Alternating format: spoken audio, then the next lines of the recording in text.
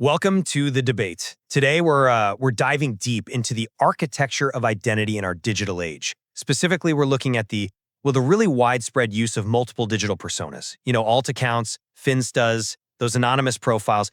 Basically, the segmented digital worlds we build to live online. Mm-hmm. And this topic is, I think, fundamental because it really gets at that tension between, individual expression and systemic control. It's not just about having a second username. It's deeper. It's about how we fundamentally organize our psychological relationship to the network itself. Exactly. So the core question we're wrestling with today is this. Does the widespread reliance on digital alt accounts, does it represent an essential and adaptive strategy for human resilience and expressive autonomy in this, well, let's face it, complex digital world? Or, on the flip side, is this fragmentation primarily a mechanism of systemic alienation? Is it just a symptom of structural control that leads, ultimately, to the radical fragmentation of the self, a self that's managed really for the benefit of the platform? My position is that alt accounts are a proactive and, frankly, necessary user response. It's an adaptive strategy, one designed to reclaim context and really to secure psychological survival when the main sort of monolithic digital space forces this unwanted convergence on us. And I'm approaching this from the viewpoint that, well, regardless of the user's intention, which might be positive, the resulting structure is just deeply unstable.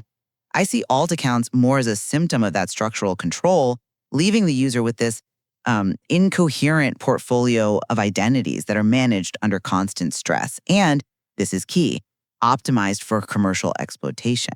Okay, let's get into it. The impulse, I believe, to create an alt account is a direct and necessary counter-strategy. It's aimed at combating the fundamental architectural failure of most social media platforms, what researchers call context collapse. Yeah, I definitely agree that context collapse, where one single online space tries to merge your family, your boss, your close friends, that is debilitating, no question. Right. And since these big platforms tend to flatten those natural social boundaries, users, well, they have to construct their own kind of emergency architecture. These alt accounts, they create vital, specialized, you could call them safe spaces for expression. And there's a resilience aspect too. If someone's primary professional identity, say, faces a setback, they can pivot. They can find validation within their specialized community persona. That actually boosts measurable psychological resilience. Segmented support means they don't face failure everywhere all at once. While that sounds, appealingly pragmatic, I think you might be mistaking a really high-stress management strategy for genuine resilience. The motivation might feel like freedom, but the resulting identity structure is, I argue, deeply fragmented and unstable. This reliance on multiple personas, it feels like a very modern manifestation of the split subject, drawing on Lacanian ideas, perhaps. So you're focusing really heavily on the psychological toll of trying to juggle these conflicting demands. Precisely. The user is essentially trapped, caught by this impossible demand to somehow integrate fundamentally contradictory personas. The polished, curated public self versus the raw, sometimes chaotic alt self. Research actually points towards states like online dissociation and even narcissistic self-splitting. The psychological burden of maintaining these strict, separate boundaries between selves, it's immense. It's not resilience. It's a high-stress maintenance job, constantly, on the verge of breakdown. Okay, to offer my strongest argument for why this is fundamentally an act of autonomy, I think we need to look beyond just the immediate technology.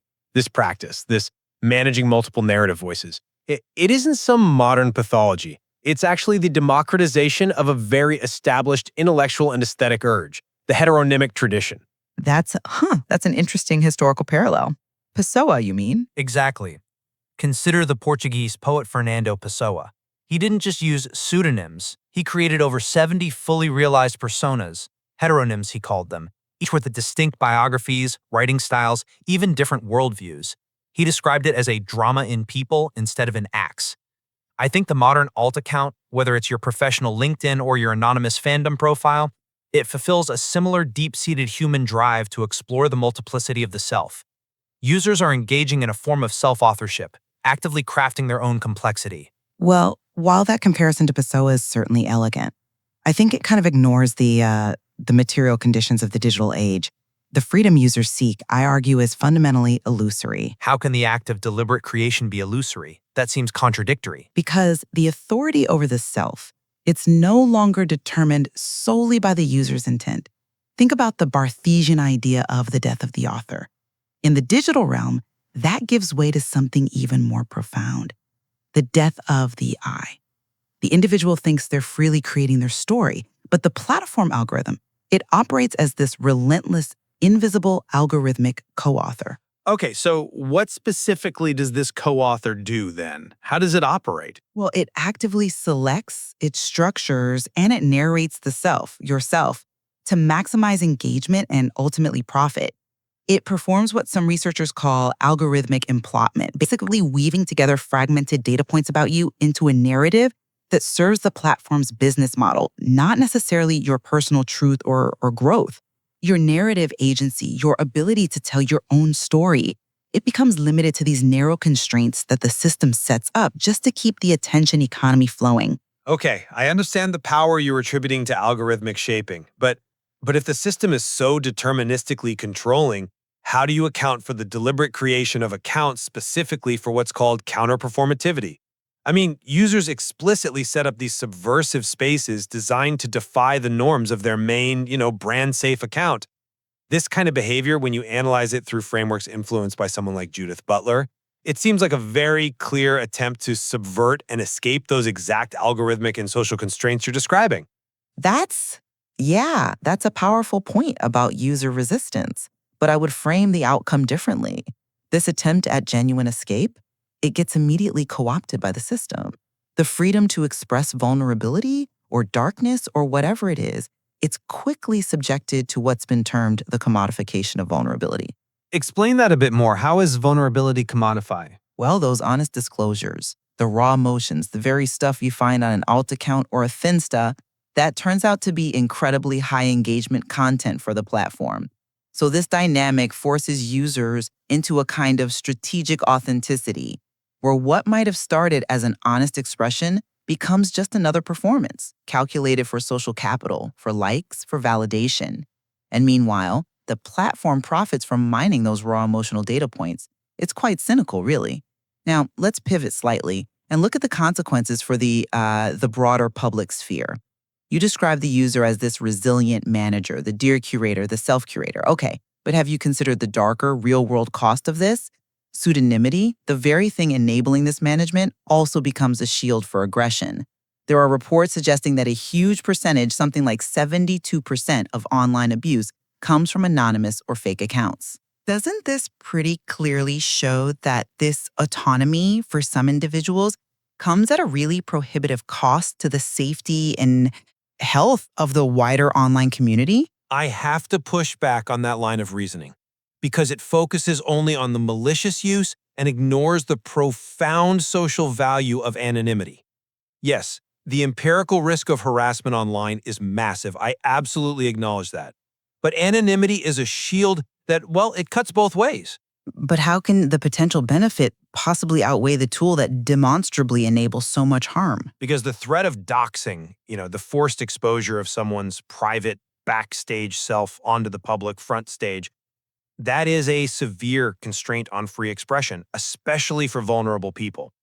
Think about marginalized groups, activists, journalists operating under repressive regimes, LGBTQ+ individuals in environments hostile to them.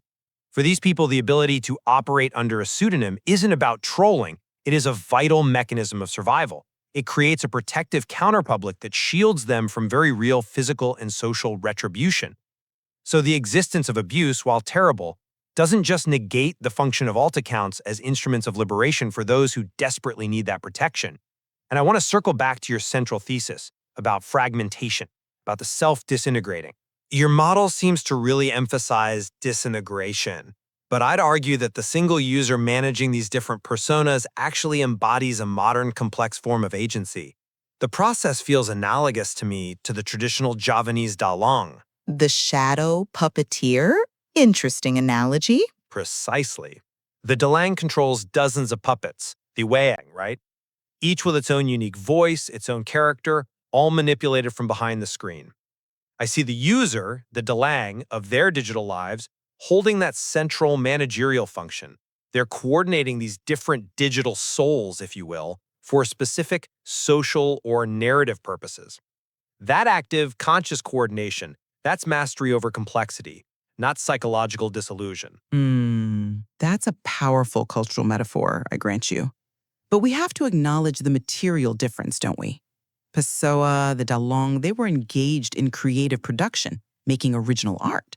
The modern user's role, quite often, is one of mere curation and commentary. It's more like assembling a tissue of signs, as Barthes might put it, than creating something wholly new.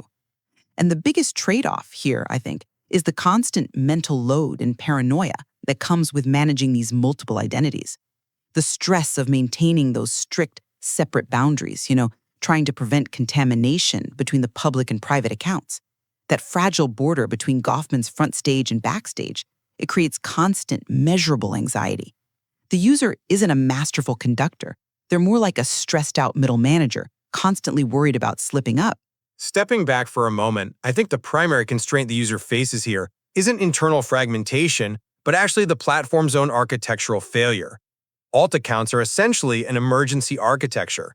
They're built by users precisely because they need to restore necessary social boundaries that these monolithic platform designs have destroyed. The explosion of Finstas, for example, is a direct user critique of poor platform design. And you see this user workaround as the solution then? Well, it's the pragmatic workaround we have right now. Until platforms seriously embrace principles like value-sensitive design, or VSD, meaning they actually start building systems that prioritize human values like privacy and contextual integrity, creating much better segmentation features built in.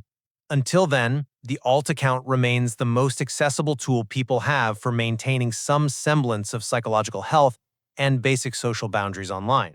I think, though, you might be underestimating the final, perhaps most radical implication here.